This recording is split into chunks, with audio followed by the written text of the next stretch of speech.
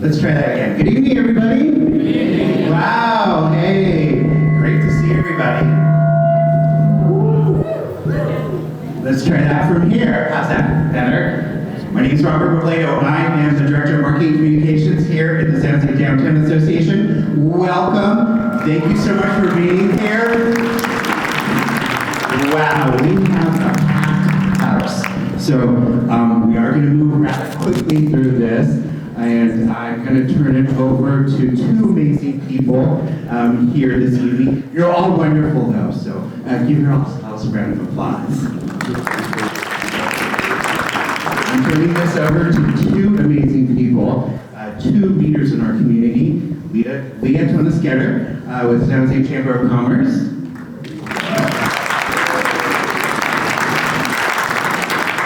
And my boss, Alex Stutinsky from the San Jose Downtown Association. I think you guys should take it away. Thank you, Robert, and everyone on the SJDA and Chamber teams for your hard work to coordinate this forum. That took a lot, and I want to thank you for it. Good evening, everyone in the audience. Thank you in particular to our many elected officials that made it to this forum. Shows us how important it is and how much you care. Thank you so much for being here. Leah and I thank all of you for joining us tonight at the forum that is co-hosted by the San Jose Chamber of Commerce and by the San Jose Downtown Association. We also would like to thank the candidates for making themselves available this evening. We have 5 candidates, which is great because it makes it all faster. So we can probably get through all the questions nevertheless. This forum is an important opportunity for our community to hear directly from the candidates vying to represent District 3. We'd like to thank our sponsors of the forum. Our venue sponsor, Scott Seafood Ballroom at the Rotary Summit Center. Thank you so much for giving us this amazing space. And our other event sponsors, Republic Services, thank you. BOMA, Silicon Valley, and Bay Area News Group. Thank you for your support. We'd also like to thank our small businesses for providing light bites this evening. Mezcal, Anchor Chef, KJ, and Scott Seafood. Thank you for your wonderful support to make this event happen. Good evening, and again, welcome to downtown San Jose.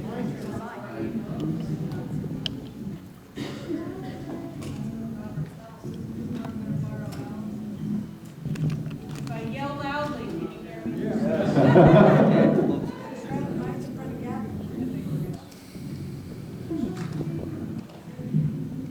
Might just be a power button.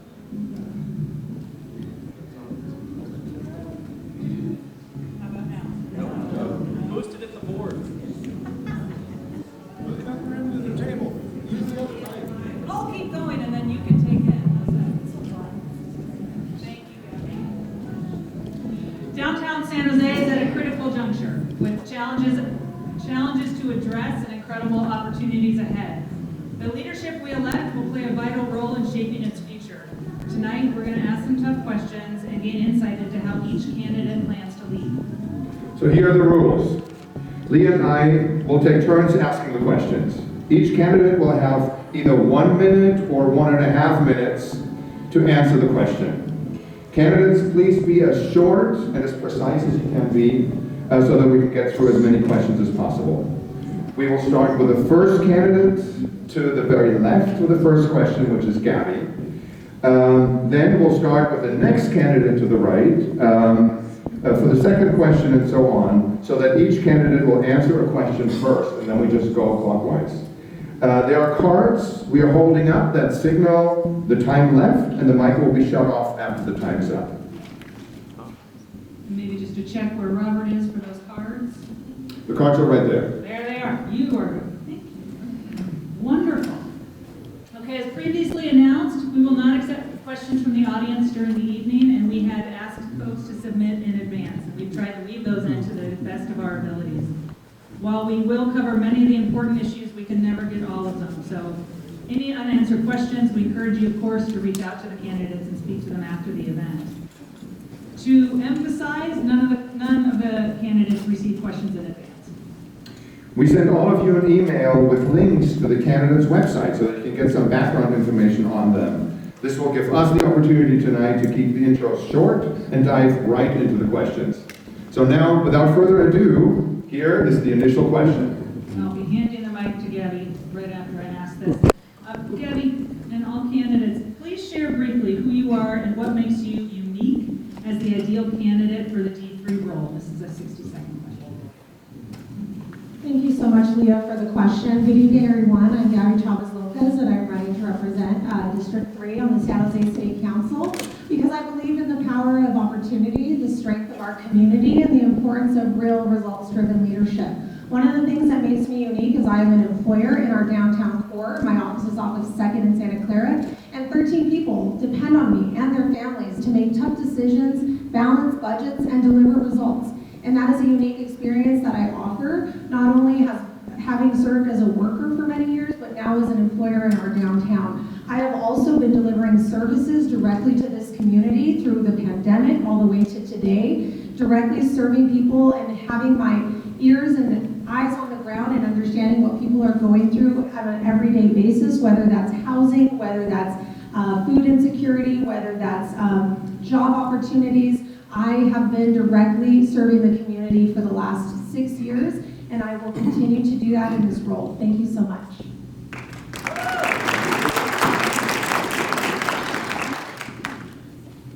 Hello, good evening. Thank you for the opportunity and honor and privilege to be. Hello, good evening. Thank you for the honor and privilege to speak to you tonight.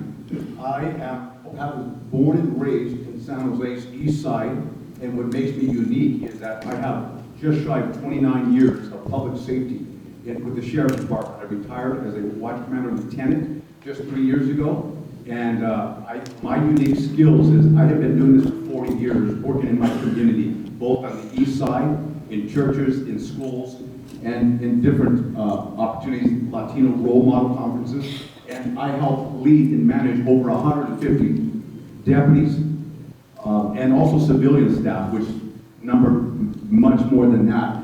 And I helped manage through the pandemic, the department, the jails, and while I was there, we did not lose one person, not one person that had COVID to death.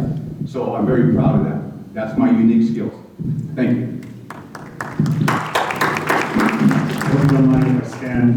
Good evening, everyone. My name is Matthew Quevedo, and what makes me unique, I'm a father, I'm a husband, I'm a son. My father's here today, and I'm a neighbor. I'm running as a neighbor for our neighborhoods because for the past 16 years, I've been working with leaders and working with folks to make sure we're addressing the issues that matter most to you on homelessness.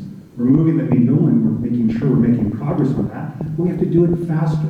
We need to ensure that every district in our city does their fair share, and every city in our county also does bears the weight. On housing, folks, we've got to admit, we're falling behind. We need folks who have bold visions. I'm pushing for us to build 10,000 new homes in our downtown core, and I want to ensure we're building tens of thousands of homes across the city through ADUs and other types of construction. But we need a majority on the council to make that happen, folks. I would be a part of a majority that's focused on common sense, 6 votes ensuring that we move forward with that idea of ending street homelessness and building the housing we need. Thank you all so much.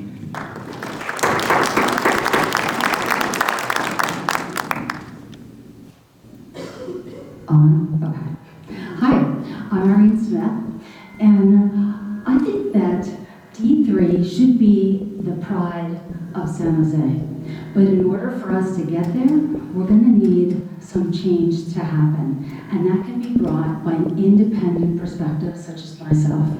My platform is all about fiscal responsibility, local control, large-scale homelessness solutions, starting up lots of businesses for downtown, and then also focusing on local input. I'm confident that my unique mix of local social activism and fiscal discipline is the right mix of skills to confront D3's chronic problems. I've been a fiscal expert at IBM in finance, and I've started 3 businesses of my own in downtown D3.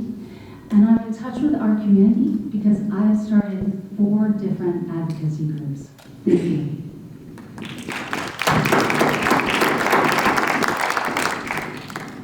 Good evening, everyone, and thank you to SJDA and the Chamber for putting this event on and all of our event sponsors. My name is Anthony Tordios. I'm an engineer, a planning commissioner, and a neighborhood president here in downtown, and I'm running because I want to be a council member that the people of District 3 can count on. As I've been out at the doors talking with voters, it's clear that many folks in our community have lost trust in their local government, and rightfully so. You know, housing is still much too expensive. Too many of our neighbors are living on the streets without shelter. Too many of our small businesses are struggling, and too many folks don't feel safe in their own city. I would say that I want to bring a fresh approach to City Hall that combines data-driven decision-making with community-centered leadership to treat all of these problems with the urgency that they really demand and to deliver results for the people of District 3. Thank you. Question number 2. Most people would agree that the most prevalent concerns in downtown are safety and homelessness. The community, the city, and the county have been working for years to address these issues. What would you do to continue or to change current efforts? And we are starting with Adam. And the question is a 90-second question. In regard to public safety, I think what we can do is enough of the rhetoric that we've been hearing, unfortunately, for the past few years, in the defund the police. We vet these people, we hire these officers, and we train these officers. It's high time that we start to defend the police, because they are the ones who defend us. When we need emergency assistance, we call them. So, with that said, you need officers that feel supported, valued, and respected. With that, I believe we can get the staffing levels to where we want them to be at full staff and engaged in community policing. Also, on top of that, with the situation with the unhoused, I believe that we can start to make progress in that when we start to really address the issue at hand, which is, it's not just putting someone in a home, it's actually addressing the issue, whether it's mental health or whether it's an addiction or someone just down on their luck. We need to get to the root, and with that, I believe we can begin to thrive. And it's not a homeless problem, it's a humanitarian problem. And I think that compassion is not just putting a roof over their head, but it's helping them with this issue that they may have. Thank you. Matthew, thanks for the question. Let's be honest, folks. We've been hearing the same thing for the past 20 years. I've been working with the current mayor for the past 6 years on making sure we're turning the needle and fighting against the status quo. In 2023, we saw the first dip in unsheltered homeless folks, first dip in homeless folks altogether. And it's because we've doubled down and accelerated the pace in which we're building interim housing, safe parking, safe sleeping. These are solutions we need to accelerate and make happen faster. There was a great discussion at City Hall yesterday where the new housing department director has a vision. It combined, thanks to the work that the mayor's office has done and our office has done working with residents to see that through. But we need 6 votes to see that, make that happen. I mean, the reason we've been stuck on a lot of this malaise is because of the politics that distracts us from issues that a chartered city government cannot do. We need to accelerate the pace, and we need that majority pushing for interim housing solutions to get people off of the streets faster.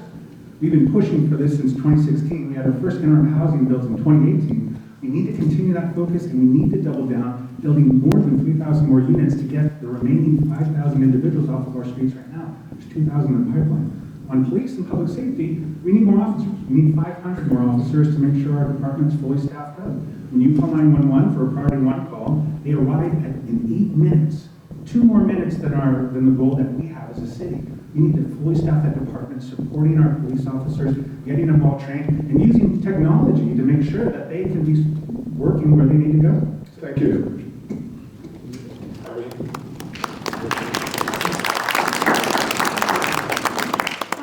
Homelessness, we are not making a dent. It keeps increasing, and so do the costs. We are playing whack-a-mole with misery and homelessness, and we fiddling with the edges of the problem and face it head on. We need a large-scale solution, which is part of, that's fundamental to my plan. I want to see large-scale sprung structures. Sprung structures are a community congregate setting, and they have 65 sites across the United States, and with 6,500 beds, none of which are in San Jose. And at these locations, we can actually be providing the services that are needed, like rehab, group counseling, showers, all sorts of services like PO boxes. And we need to be able to graduate folks to a different level of housing once they're there. And that's part of the incremental ladder of housing success, moving people to the next level. It's heartbreaking to me that when large-scale solutions are presented to the City Council, they're ignored. And I can tell you, the last time I was here at the San Jose Downtown Association, I made two very strong points. The first being no more dumping in D3, and the second being that we need large-scale shelters. Those 2 points are still critically important today, and that was 3 years ago. Anthony. I'll start by just saying that everyone in our community deserves to feel safe, both in their own neighborhoods and when they're out and about downtown. And from talking with voters, it's clear that that is just not the case today. You know, if we look at the data, we know that we are missing our response time targets when it comes to priority 1 calls. And it is also harming our budget. Last year, the city paid over $64 million in police overtime pay. So we need to first up start by filling the 100 sworn officer vacancies that exist in SJPD so that we can bring down response times and restore trust with our communities that the police will be there for them when they need them most. At the same time, I'm fully supportive of working with county government to continue investing in non-police response programs, things like the county's Trust Pilot, so that in instances of mental health crisis, we can respond with a trained professional. And that also has the benefit of freeing up officer capacity for those calls that only the police can respond to. On homelessness, I think that it's really critical that we take a balanced approach here. That yes, focuses on cost-effective solutions to providing shelter and getting folks off the street and into supportive services, but that is not the end of the solution here. We know that shelters are not designed for long-term stays, and that the only long-term solution to our homelessness crisis is making sure that we have sufficient affordable housing for folks to move into when their time in a shelter has come to a conclusion. And that's the only way that folks are going to have long-term stability and the ability to remain housed and not slip back into homelessness over time. Thank you. Thank you. Gabby? Thank you so much for the question. You know, as a working mother, raising my son, who's 6 years old in this district, and also having my office located off of 2nd and Santa Clara, I am privy to a lot of these issues that we're talking about. I probably think about safety every waking hour of my day as I move around throughout my day.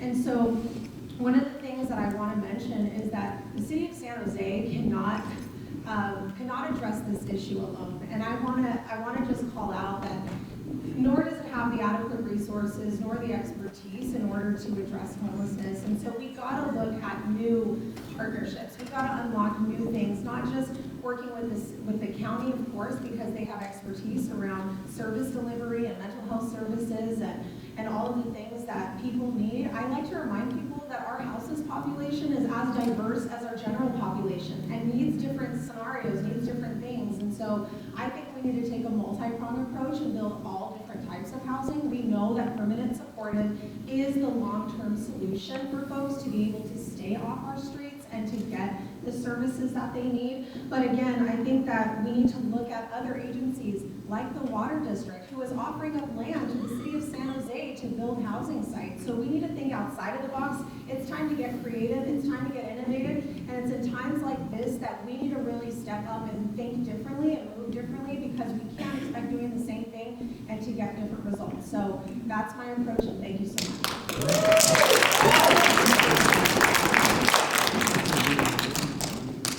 All right, are we on now? We'll ask that probably going forward, let's hold applause until the end of a question, just for clarity and speed of going through this. And so now, I think Matthew, we're starting with you. In 2020, the voters passed a real estate transfer tax called Measure E, which designated 75% of its revenue to build affordable housing, 25% to homelessness prevention programs and shelters, with the rise of the unhoused population and lack of affordable housing starts, last year, the council took on a challenging vote to reallocate Measure E funds, going a different direction, more towards homelessness programs and shelters. If you were on the dais today and knowing what a challenge we have with the budget coming up, how would you vote for the allocation of Measure E funding next year? 60-second question. Thanks for the question. I just want to address a couple things we just heard. A lot of those partnerships we were talking about, the federal government, state government, water district, we're working with them. We're actually collaborating very clearly and very often to find solutions. So that work's already being done. Let's double down on it for sure, but that work's being done. In terms of investing in our officers, folks, our last budget, we invested to bring more officers. Nationwide, officer recruitment is down. It's in the city of San Jose as well. We need to find innovative ways to recruit officers. And then on sprung structures, folks, we are moving forward with interim housing and other innovative solutions like safe sleeping sites and safe parking sites. A lot of this work is already being done. We have to accelerate it and make it happen faster. So the question, of course, I'd vote to support building more interim housing more immediately, knowing that we have that need. We do have a need for affordable housing, all types of housing. Right now, folks, we have a challenge of 5,000 unhoused individuals on our street on any given night, and we have to treat that like the crisis it is. With the budget right now, there's actually a solution being proposed by staff to bring Measure E dollars to pay for more interim housing to balance the budget. So, Thank you. Irene? Thank you, Alex. With Measure E, I was just interviewed with Tom Wolf, who has spent a good amount of his time living on the street, and he was addicted to heroin and meth. And we both agree that the Housing First strategy has failed us, and that we can no longer pursue that as our sole solution. In talking with the housing director last Sunday morning, he says that the Housing First strategy is not something that we should be chasing. So in answer to your question, Leah, yes, I would be focused really on getting the folks into shelter, because we cannot play whack-a-mole with misery. Yes, we have some great programs that are being started. We have the Watson Park pilot, we have the RV Olive pilot, but we need to be able to give those people an alternative. We can't just say, oh, well, you have to move along. Now where are they going to go? They're going to go into D3. Thank you. Anthony? Yeah, you know, every year we have this debate over Measure E dollars that focuses on shelter capacity versus affordable housing investment. When I think about this debate, I think about a conversation that I had with an unhoused person in District 3 who was in an encampment about a block from here. He took the city up on the offer of services and moved into an emergency interim shelter. But these shelters, as I said, are not designed for long-term stays. He applied for affordable housing, but due to our shortage, was not matched to a unit. So when he reached the term limit at that shelter, the city just unceremoniously kicked him back out onto the street, and he ended up in a worse position than he started. And he's also much less likely to take the city up on future offers of service. So I think it is important that we balance investments in immediate solutions to shelter unhoused people, while also making sure that we are building our affordable housing capacity over time. I also think that this is really an issue of voter trust. When voters voted on Measure E, they were voting on a combination of affordable housing and homelessness prevention. And it's critical that we maintain the promise that was made to voters when they made the decision to adopt this tax. Thank you, Anthony. Gabby?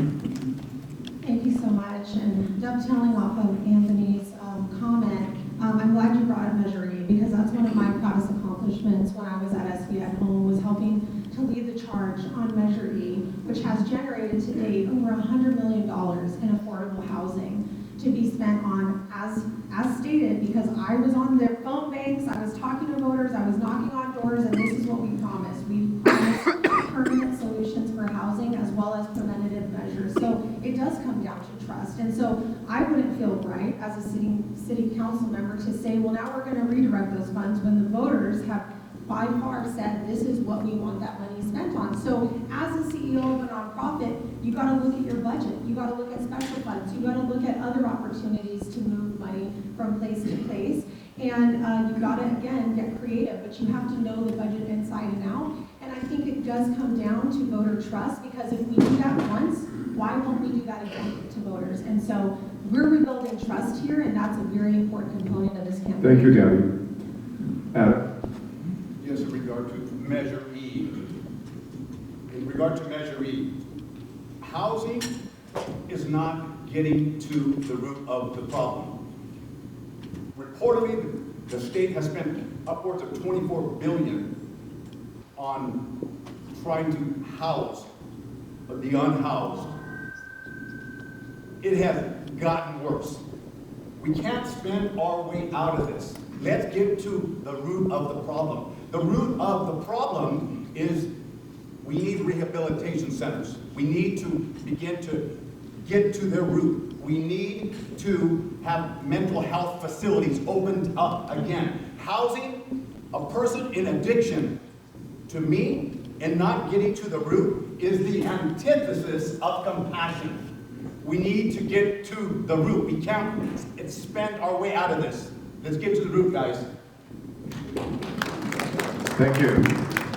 Before we place the next question, I'd like to invite everyone who's standing there to find a seat on this side. There's plenty of chairs available in case you want to sit down. This is going to take a little while. Question number 4. Digital billboards are a controversial subject in downtown. Some love them because when of high quality, they can create vibrancy, an opportunity for public information dissemination, like upcoming events, and they generate revenue to the general fund. Some dislike them because of environmental concerns, visual blight for residents, and the commercialization of downtown. Would you vote for or against the proposed digital signs in downtown? It's a 60-second question, and we're starting with Irene. Thank you, Alex.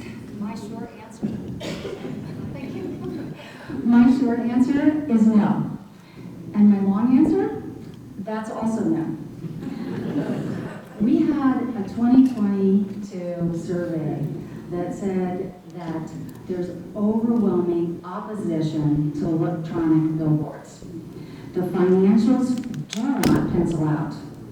The environmental concerns are absolutely legitimate. We shouldn't be trimming trees or cutting them down in order to have a vulgar billboard in front of us.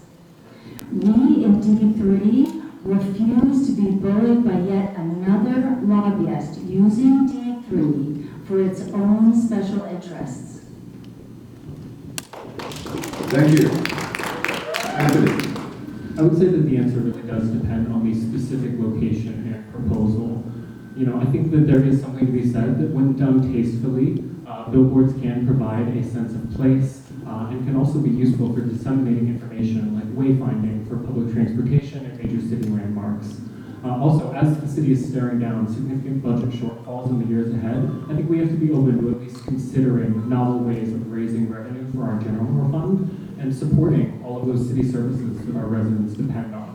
That said, this is obviously, as you said, a controversial topic, and whenever we have a controversial topic before the city council, it's important that we engage with the local community, make sure that they have a voice at the table, and make sure that we are responding in earnest to the concerns that are being raised, whether those are concerns about visual blight or concerns about environmental impacts. Thank you.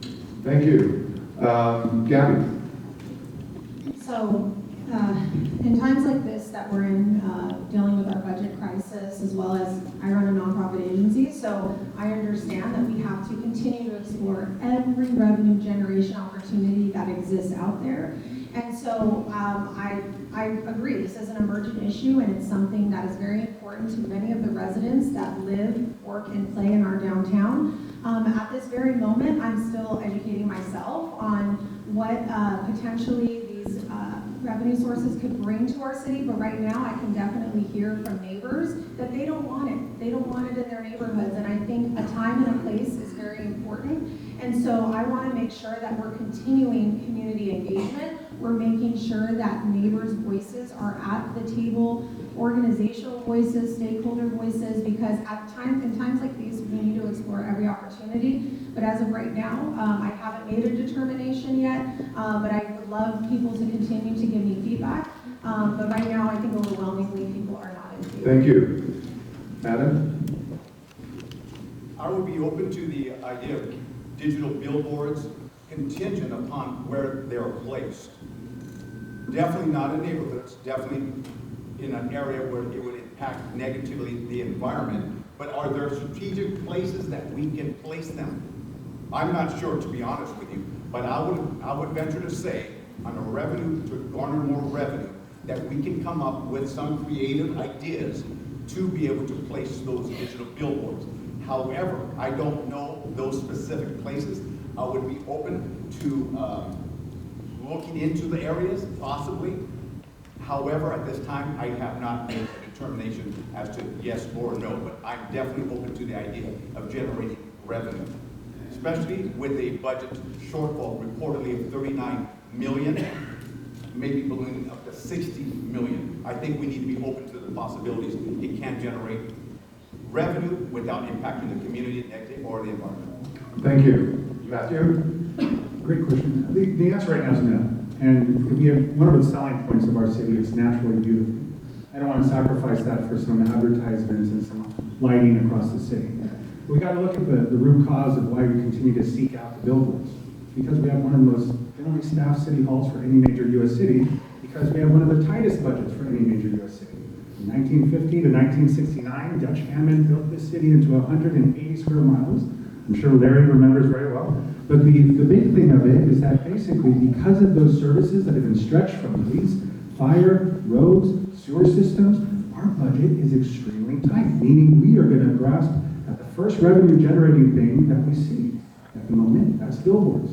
So let's make sure we're focused on what a city can control. Helping end street homelessness, rebuilding our police department, making sure we're ending the blight, supporting our small businesses, and through that, growing the economy to help fill the coffers and fill the revenue at City Hall. Thank you, Matthew. Once again, can you please hold the applause until the very end, because we are getting tight with time and we are not even halfway through. So kind of pulling off blight, Anthony, you're going to start with this. We know that San Jose has a problem with vacant, blighted buildings, particularly those in the business districts, not just in downtown. The city's code enforcement has been trying to address it, but of course the department has its limitations, and there's a complicated overlay process with which you can really act meaningfully. What would you do to change this process and more quickly address blighted buildings? 60 seconds. Thank you. Blight is a problem that I take very seriously. I actually applied for code enforcement cases on blighted buildings myself, including the building a couple blocks from our home, which has its roof collapsing. You can look through the windows and see the sky. I filed that code enforcement claim 2 years ago, and nothing has happened in the intervening years. So I think first and foremost, we need to make sure that our code enforcement department is fully staffed and has the resources it needs to operate, but also that our regulations are designed with the teeth, that they can actually hold negligent property owners accountable when they fail to be good neighbors here in downtown. Beyond that, I want to just say that I recognize that much of the progress that we have made in combating blight is thanks to our small business community, both in terms of keeping on the city's case and making sure that we are following up with the most egregious cases of blight, but also all of the business owners who invested over the years and taken over previously blighted properties and replaced them with thriving businesses. So I think the city should look at incentive programs to encourage new business owners to continue to invest in downtown and improve these properties. Thank you, Anthony. Gabby? Yeah, one of those bright spots that I have been a part of at City Hall has been a new meeting that has emerged, bringing together code enforcement, the city manager's office, the mayor's office is there, the Office of Economic Development.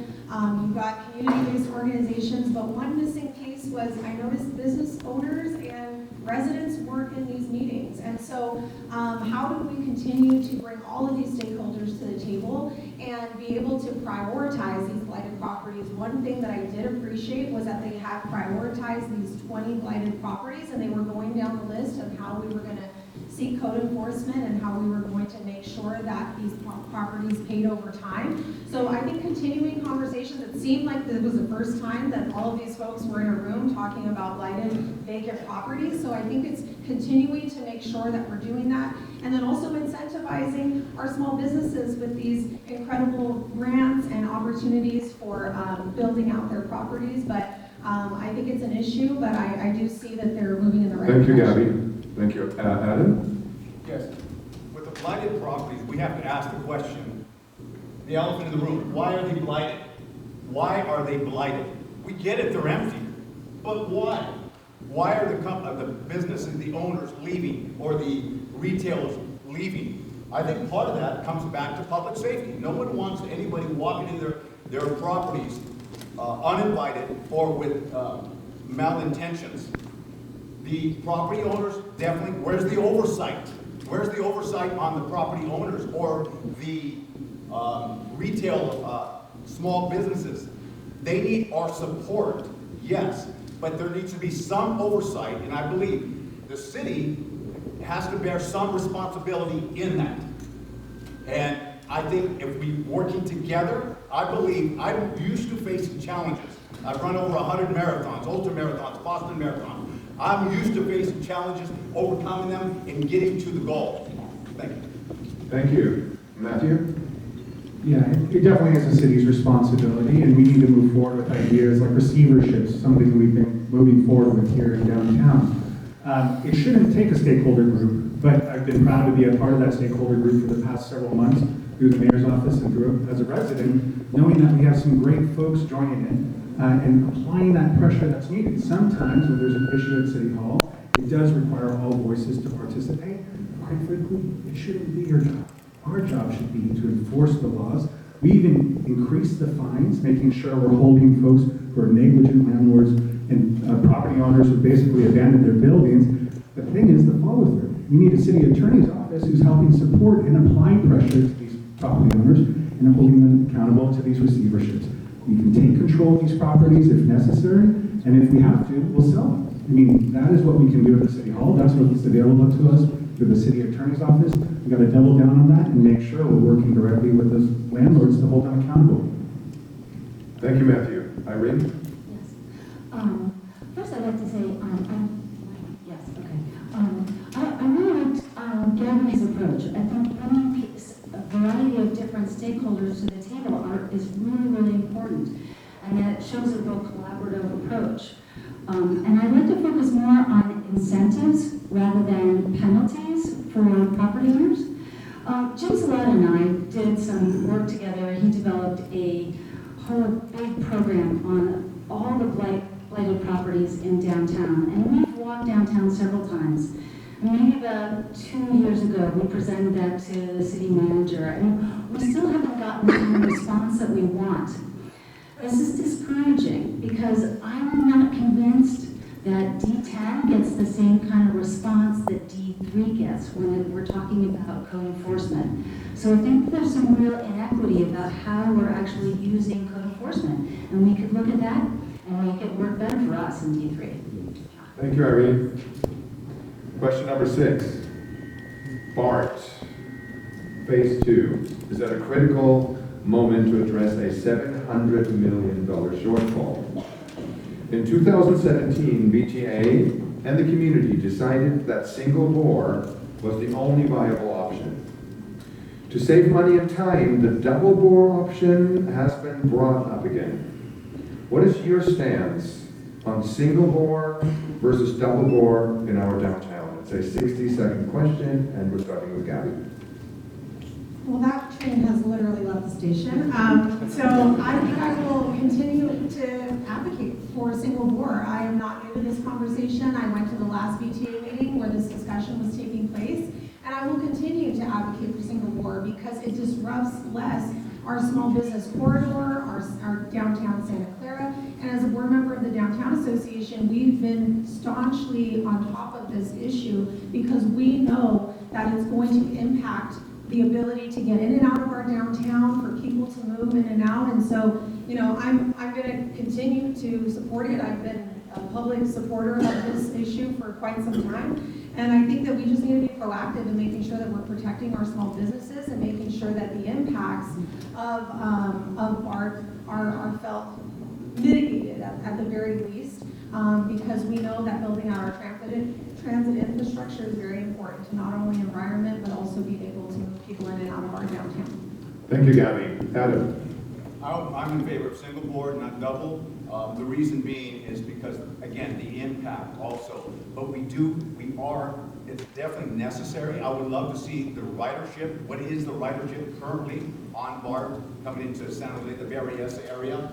and then going ahead and offering our suggestions in the community's involvement, in the community engagement, and how it impacts our areas coming in and out of the Bay Area. So single board is where I think it needs to go, because just the cost, overwhelming cost, and the impact to our community. Thank you, Adam. Matthew? I'm a supporter of single board, as a supporter and a staffer for the Measure B 2016 campaign, which is funding BART to Silicon Valley. I'd be a supporter of single board, knowing that when BART was built in 1960, let's not forget, it went through Market Street, it was twin board, it tore up the core of downtown San Francisco. We don't want to see that duplicated in our city after we've seen projects like the rapid bus transit extension to East San Jose, the light rail extension into downtown. We need to make sure we're making this project as feasible as possible, supporting our small businesses and making sure they're not impacted. On the other side, folks, we gotta look at, there's a full funding grant agreement right now that's in the hands of our current president. And that full funding grant agreement might be taken away. When Caltrain was being electrified, it was threatened to be taken away, those dollars. This project might lose the funding as well. If there's a way to make Twin Board happen that doesn't impact businesses, it might be an option to make it more affordable project. But right now, I'm supportive of single board. Thank you, Matthew. Irene? Matthew brings up a really good point about the federal government, which we know this spigot is slowly turning off, and we're dedicated to getting $5.1 billion from them. So we have to be really cautious with our money. And I'm a big fan of mass transit because I think it can be a big benefit to D3. But I'm this close. I'm this close to saying we really have to reevaluate BART because they are over budget and they are not delivering on time. And I'm worried that it is a 1960s type of transportation. And we are Silicon Valley. We should be looking forward to saying, all right, what else can we be doing? Smart roads, smart buses, smart cars. I don't want this to be a white elephant that rumbles along Santa Clara Street when really we should be looking at the future and not at technology from the past century. Thank you, Irene. Thank you. I'm a huge proponent of public transportation as really central infrastructure that is critical to helping the city meet our climate goals, but also as a way of promoting economic development and making sure that we're able to connect our residents with economic opportunity throughout our city. That said, as we look to bring BART downtown, we need to make sure, as everyone else has said here, that we learn from the mistakes of the past and that we minimize surface disruption. And I think that a single board is the way that we do that. On the topic of costs, I think it is pretty clear that you can look at any major transit project anywhere in the country and see that the longer projects take and the further out they get pushed into the future, the more expensive they cost. So if we relitigate design decisions that were made years ago and are going back to the drawing board under the illusion that it's going to save us money somehow, I think we are fooling ourselves. Delaying BART another 5 years to redesign it to be dual bore is something that's going to make the project take longer and cost more taxpayer dollars, not less. Thank you, Anthony. Adam, the 2026 games, which are the Super Bowl, everyone knows this is my favorite, the Super Bowl, the NCAA men's basketball tournament, and 3 weeks of World Cup games here, are going to activate our downtown and our city like we've never seen it before. This ignites an opportunity to capture how sports and the impact and how it impacts our economy and our community. How do you want to see the city take advantage of these events, and do you see a long-term vision around the sports and entertainment economy? Absolutely. I think this is a wonderful opportunity for our city and our county and beyond. Definitely the downtown area. I think with the centers that we have, the convention centers, the downtown area, it's going to be a wonderful opportunity. So I think as we go ahead, we start the planning now, and we have the Pete B's new arena that's opened up. We have our arts department. I think we are definitely moving in the right direction. I want people, both not only our residents, but beyond our family, friends, and tourists to realize that we are a booming city with entertainment, with arts, with culture, And I believe that this can springboard us into a whole new economy through 2026. And as I know, the Super Bowl as well is coming. So this is a huge opportunity for our residents, our downtown, and our city to put out, as the song says, that people will know the way to San Jose. And by doing this and getting worldwide attention, it's a perfect opportunity for us to not only survive the tough economic times that we find ourselves in, the deficit, but to thrive and take us to a whole new level. Thank you. Thank you, Matthew. 90 seconds. Thank you. This is an opportunity we can't miss out. We can't afford to miss it. It feels like our parents are coming over to our dorm and we got to clean up to make it ready for them. But folks, we got to treat every weekend like that. We got to start by making downtown San Jose a safer community, making sure we're rebuilding our police department, ending street homeless, and ending the blight, supporting our small businesses. With the thousands of people who are going to be coming to the city because of the Super Bowl, the NCAA championships, and the World Cup, folks, we got to get prepared. We can do so by best hosting events here in downtown, starting with partnering at the Downtown Association, the Chamber of Commerce, and other organizations like San Jose Foods. In a couple of weeks, they're inviting a very popular artist that some of your Gen Z relatives might know, named Fisher, and we're going to have 12,000 people in our downtown core enjoying a lively event, and then those folks will be shopping and going to restaurants and bars after. If we're ramping up to the Super Bowl into 2026 by both focusing on the core city service that your city government is responsible for, partnering with key organizations to throw and host some great events in between now and then so that we're better prepared, then we're going to have a great 2026 where we capitalize on that and attract those folks not only to come for the Super Bowl, to return again, knowing that San Jose is a beautiful, vibrant, and safe place to go. So let's take advantage of that, and let's make sure we're ramping ourselves up and preparing for it. Thank you, Matthew. Irene? Well, before we start talking about the Super Bowl and the NBA, I do think that we have to talk about jumpstarting downtown. We need to stop hoping that the federal fairy godmother is going to save us, because that COVID money is gone, and like I said before, that spigot at the federal government is going to be turning off. So we're on our own to jumpstart our businesses, and we can't ask Mayor Matt to have a donation basket that runs back and forth to Sacramento and to DC. We are on our own, and we need to build this up ourselves. I think that we need to focus on having San Jose be clean 100% of the time. We also need to build ourselves back up as being one of the safest cities in the country. And we need to be really welcoming to families in D3, because oftentimes businesses are started by families. So it's an integral part to our solution of success. Now, Mayor Matt, he's got a marketing plan that's all put together for the Super Bowl, the NBA, the World Cup. I think we all need to hear more about that and jump on board. And I think we can say that, you know, the game may be in Santa Clara, but the action is going to be in San Jose. Thank you, Irene. Anthony? You know, I'm a firm believer that San Jose is a world-class city, and I'm glad that the rest of the world is finally starting to catch on to that fact, which is why we're able to attract these premier events like the Super Bowl and like the World Cup games. You know, it's hard to overstate the opportunity that we have coming up next year with all of these events. And what we need to avoid is a repeat of 2016. We know that the previous Super Bowl brought in hundreds of millions of dollars of economic impact, but if you look at the data, the vast majority of that money went up to San Francisco. So moving forward, I think I can speak for everyone on this panel that in 2026, we need to make sure that San Francisco is not eating our lunch again here.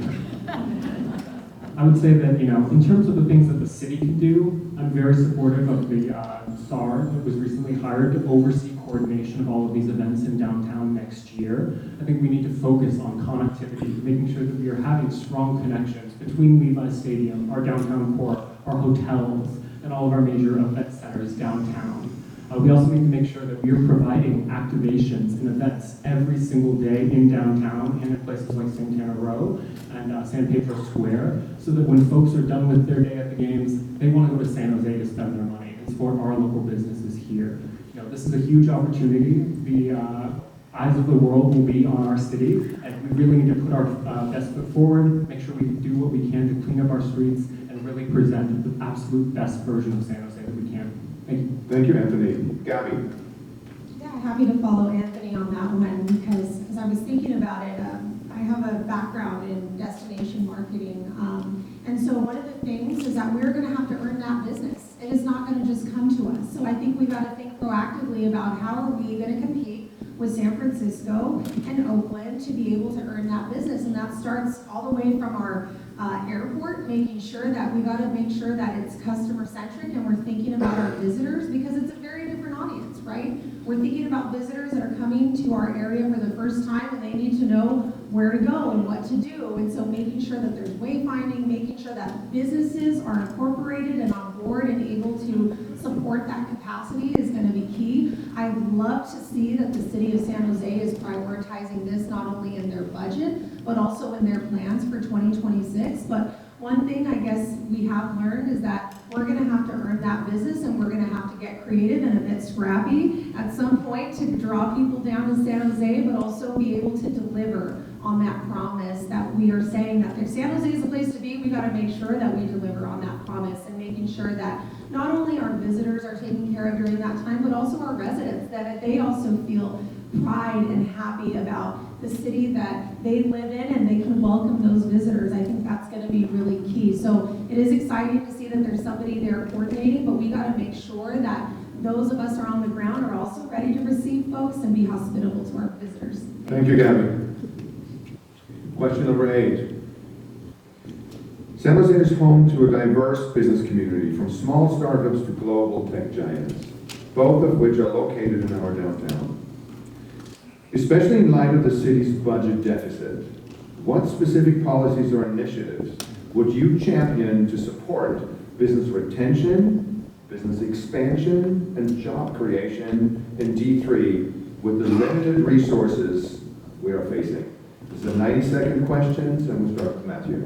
Thanks, Alex. You hit it right on the head, right? When we focus on what we're supposed to be doing at City Hall, it gives you all, the business owners, the opportunity to focus on what you excel at.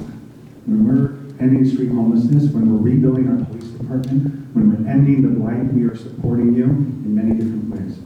I was proud to support many of the initiatives, like at Prop 36, to make sure we're holding people accountable to the law. And those types of initiatives are helping support our small business community, our business community in downtown San Jose.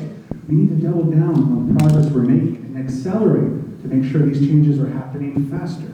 Something else I'd like to look into is when San Jose is focused on our core services, let's remember, it's a chartered city out of the state of California's Constitution. It is empowered to do certain actions, and many of those actions are the core functions we fail at. We need to remember that your city government, your elected leaders and city staff need to focus on those, and those primarily. When we are, we're delivering what you expect, what you deserve, the taxes that you're spending. So when we're focused on that, we're better able to spend on initiatives that end street homelessness, that rebuild our police department, that ends the blight, and allows us to hire staff who can help you, whether you're seeking out a permit, whether you're seeking to navigate the complexities of City Hall. I've been working there for the past 4 years. I've seen it firsthand. What we need to focus on the core services that you all deserve. We're currently failing at, but we're getting better, and we need to hold ourselves accountable in partnership with you to make sure we're delivering this. Thank you, Matthew. Once again, it's a 90-second question. Irene? Well, Alex, you might know that Wallet Hub recently did a study on successful large cities in the United States. And they discovered that these cities have 6 to 8 core services. San Jose has 98 core services. And they have 264 supporting programs. This becomes a problem because we lack focus and we lack efficiency. And that all boils down to budget and to your question about how will we jumpstart downtown and make business work. All boils down to budgeting. Because when we don't focus on what our core services are, like Matthew said, our quality of life is going to suffer. And we need to have better decisions based on our priorities. Our core services should be police and fire, streets and traffic, waste management, urban and emergency planning. We can cut costs, such as we shouldn't be giving $5 million to a nonprofit to buy housing that's already providing housing. And we can look at efficiencies between Santa Clara and San Jose and save money there. And then we can pass that money on to our businesses to help them keep going. I think we should also consider starting with zero-based budgeting for 2025. Maybe not for the whole city, but for one department at a time. Thank you, Irene. Anthony? Thank you. You know, I believe that our small business community is really the lifeblood of our downtown. We need to do what we can as a city to support those businesses. I think that really starts by doing a better job of educating our community and evangelizing the programs that the city already operates for our businesses. Things like our storefront activation grant program, which can provide up to $15,000 to businesses that open in a vacant storefront, or our disability access grant program, which can provide up to $30,000 for businesses that make improvements to the accessibility of their stores. A lot of business owners downtown don't know that those programs are available, so it really is incumbent upon our downtown manager's office and our city government to make sure that we are educating businesses about the resources that are already out there. Beyond investing in supporting new businesses downtown, I think it's really important that we also look at incentive programs to support the small businesses that have already been contributing to our downtown community for years. And as we look towards budget shortfalls and thinner city staffing, I think it's important that we look at ways to cut red tape and streamline permitting. You know, that's good for our business owners who want to invest instead of shop downtown, and it's good for the city because we can spend fewer staff hours managing things that really shouldn't be as complicated as they sometimes are. Finally, I'll just say that, you know, our downtown event circuit, our convention circuit, our park activations, and our street activations are really critical to quality of life downtown, and they provide necessary foot traffic that is customers for all of our businesses. So I think the city needs to look at how we can continue to nurture those events. Thank you. Thank you, Anthony. Gabby? Yeah, I think one thing that's important to recognize is that D3 is home to, of course, our residents, but also is the economic engine of our city. And so I think that we got to think of creative ways in which we can really be able to bring out what is the strength of our community. I think the strength of D3 is the diversity, the culture, the food, the arts, and what it brings. And it brings a lot of visitors to our downtown core. And I would argue that that's what makes our downtown vibrant. It's around a lot of the live music and arts and entertainment, and that's what brings a lot of people in. So we got to make sure that we continue to not put our foot off the gas, because it's our strength. And I want to be able to build on our successes as a city of being able to continue to generate revenue, sales tax, and all of those things. And so we need to not only focus on, yes, the city services, but also what attracts money here, what attracts investment, what attracts visitors that are going to come and stay and play in our downtown. And so I think arts and entertainment isn't just about entertainment. It's an economic driver for our city. It's a job creator. And it's also essential, again, to a thriving downtown. So I think really playing into our cultural experiences, our events and things like that can really add a lot and bring a lot of revenue into the city, which can then fund city services, and that we can hire people to be able to meet the needs of our residents. So I think they go hand in hand, and it's really important to also think of D3 as a driver of economy for our entire city. Thank you, Gabby. Adam? Yeah, I think one way we can start to draw more businesses and tech giants to this area would be that San Jose used to be the nation's #1 safest city to live in, large city. It's not that way anymore. The Milken Report reported recently that San Jose 10 years ago was #1 for quality of life and in the economy. Last year, we were number 44. This year, we're 108. We're looking again at a deficit of $39 million, now ballooning up to upwards of $60 million. That doesn't attract companies. That doesn't attract tech giants to this area. That doesn't retain them. We need to get to the core issue that for too long, the accountability has been lacking. And let's just throw the elephant in the room. We're here today because of a lack of accountability and transparency at City Hall. Today. This here is going to cost upwards of $5 million to fill this position. That doesn't attract new business. It's not a way to retain them, and it's not a way to expand them. So it's time we get accountability, transparency, and some integrity back to City Hall. Thank you, Adam. Irene, we have one more question and then kind of a closeout question, just to let you know where we are in our timing here.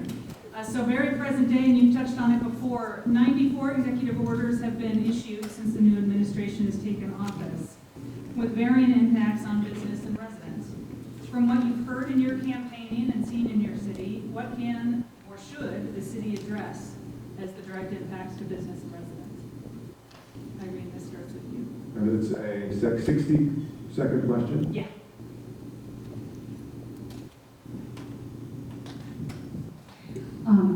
For me, with all of these executive orders, one of the ones that is most important for D3 are the issues with ICE and with immigration.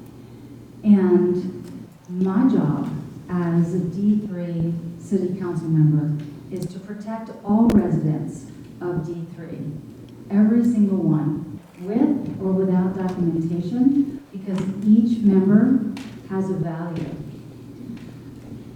I stand with Mayor Matt that we will not interfere with ICE, but that we will not assist. And hopefully, ICE stays on track to focus on enforcement against serious violent crimes and those who pose a threat to public safety, and that law-abiding citizens and residents are left alone. Thank you, Irene. Anthony. Thank you. When we look at some of the actions coming out from this current administration, it is hard to look at anything as being as dire as some of the rhetoric around immigration. You know, San Jose is a city largely built by immigrants. Over 40% of our residents are immigrants. And I think that immigrants are fundamental to our economy, and they are fundamental to the culture and the diversity that makes our city as special as it is. I want to be a council member who will support and stand with our immigrant community regardless of their status and do everything in our power to protect them from this administration. I supported the recent memo that came before City Council to reaffirm San Jose's sanctuary city policies and look at ways that we can provide legal aid to our residents to make sure that they are not being unfairly targeted by this administration. I think over the next 4 years, it's going to be really important that San Jose has council members who are willing to stand up to bullies in the federal government like Donald Trump and Elon Musk, and I intend to be one of those advocates. Thank you. Thank you, Anthony. Gabby? Yeah, so all of the executive orders are dizzying, fear-inducing. We see it at the ground level in the communities that we're serving every day. So I will continue to be unwavering in protecting our most vulnerable communities, as I have as a long-term advocate in this community. I think one thing that's important to note is that the local level is sometimes our last line of defense for protecting our civil liberties, our civil rights. And so we should be looking to our local leaders to be able to protect and provide for us, because no one is coming to save us. And at the end of the day, we are here to support one another. And we should be calling upon our local leaders to really stand up and make sure that we are protecting things at the local level. And we know we're going to be challenged at the local level now that, as Irene said, the spigot is turned off. So what do we do in the meantime? And so that's take care of one another and protect one another in times like this, and I will continue to do that. Thank you so much. Thank you, Gabby. Adam?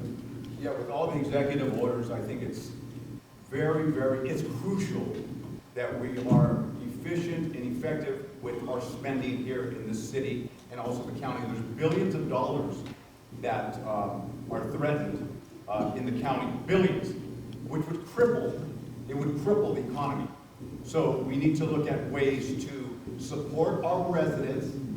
However, I do believe that two things can be right at the same time. I think we can all agree that if somebody is here and they have murdered somebody, if they have, and we do know that, then I don't think anybody would want that person living next door to you. So I think two things can be right. We have to protect our own, but also the criminals. If you murder somebody, you're going to be removed from the community. If you are a person that is undocumented and you've committed crime, violent crime, and a repeat offender, I think we need to look at how can we remove them. Thank you. Matthew. Yeah, after the election, I was proud of our city. Our police chief stepped up and said they will not in any way comply or work with ICE to deport any of our residents. We'll stand by that, and we all on this table stand by that. So something we need to do right now is, San Jose in many ways is a microcosm of the United States. We have such a beautiful and diverse community. On my parents' side, we're Tejanos. On my father's side, we're Mexican Americans out of Arizona and Central California. On my mother's side, we came here for a better opportunity, and that opportunity is something we need to continue to deliver on.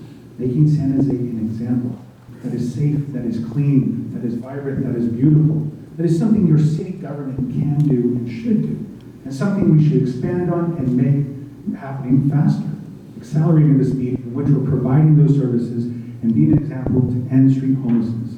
That is something I commit to working on as a council member, working with the city council and the mayor to ensure we're an example for other cities throughout the country. Thank you. Thank you, Matthew. Irene? I think she started, so I'm going to. Oh, I'm sorry. No. Yes, never mind. I'm actually going to drive the last one here, and Alex will close us out. So add 10 years to your age. Funny way to say it, but you've run 3 times for the same seat successfully. What accomplishments will you be looking back on with greatest pride? 60 seconds. Anthony, start. Thank you. You know, one of the defining issues, we didn't get to talk about that much today, is our housing crisis. I would hope that with 10 years on city council, I would have been able to leave a lasting impact and really turn the corner on our affordability crisis and make downtown into a vibrant 24/7 district that is the hub of business, yes, but also our residential hub and our hub of culture and arts here in downtown. Outside of that, I would want to leave lasting infrastructure investments like successfully delivering BART downtown, the sorts of investments that are going to pay dividends for our community for decades to come. Finally, I would just say that I would want to leverage policy to really leave an infrastructure for future growth in downtown, future support for our business community, and make sure that we leave downtown at the end of our term better than we found it. Thank you, Anthony. Gabby? When I think about anything in 20-year increments, I think about my son being 20 years old, and he was actually 26 at the time, but being really proud in the city that I raised him in the city that his mom helped build and sculpt and pour in my energy, my time, and my efforts. I would hope that he would be able to go into parks and maybe raising his kids at the time and that they're safe and welcoming to families. I would imagine more residents, bringing more residents to our downtown and having walkable, accessible communities that have amenities and that really don't make us get into our cars and leave our city for things that we don't need. I could see our, small businesses thriving and really taking in all of these new residents that are going to support them. Maybe in a grocery store, that would be amazing. And so, I really do think about my son in that moment. Thank you. Thank you, Gabby. In decades from now, I want to know that I was able to plant a seed that one day grew a tree to produce shade that I may never see. To know that I paid it forward with everything I have, with all that I got, to be able to motivate, to be able to inspire, to be able to positively change San Jose for the better. Whether or not they knew my name or know my name, I'm irrelevant in this situation. What is relevant, that I lived a life that was well lived. And I was able to positively impact our community and our children and our children's children. That's what I want to do. Thank you, Adam. Matthew? I like this question a lot. Let's think back 20 years ago. What were the questions we were asking ourselves then? A lot of the questions are the same things we were talking about on this stage. The difference is we've made some progress in some of the items on ending street homelessness, on rebuilding our police department. We need to double down on that. Folks, I'm sorry, but there's no magic wand solutions at City Hall. As much as we wish there were. 10 years from now, my son will be 18 years old. My other son will be, he'll be 10 years old. And what we need to focus on is making sure that we're getting folks off of our streets, getting them housed. And it's going to require focus, doubling down on that focus and working with the council majority to make that happen. To rebuild our police department with a very tight budget, it's going to require focus, folks. To end the blight, to support our businesses, to rebuild our economy, it's going to take focus and a majority on the council to make that happen. 10 years from now, I'm hoping that my children aren't seeing the same things I see today. Thank you, Matthew. Irene? As we pretend that we're in the future and we look back, I think now in the moment is the most important. I would encourage all of us, myself included, as we develop these good sounding plans, that they don't become just vague, because we need something much stronger than that. We need to hold ourselves to a higher standard. And our plans, they have to be bigger, and they have to be bolder, and they have to be faster if we want to see a difference in 10 years. We can't poke around anymore. And if our plans aren't strong enough, if we don't turn our plans into action, this becomes a bureaucrat's dream. And they play hide the ball, and our quality of life lies in the balance. And then our hopes for a common sense revolution turn into a status quo restitution. Thank you very much, Irene. And this concludes our D3 candidate forum. Please we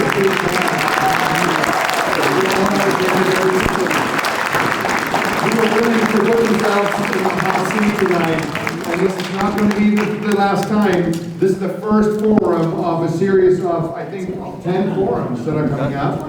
So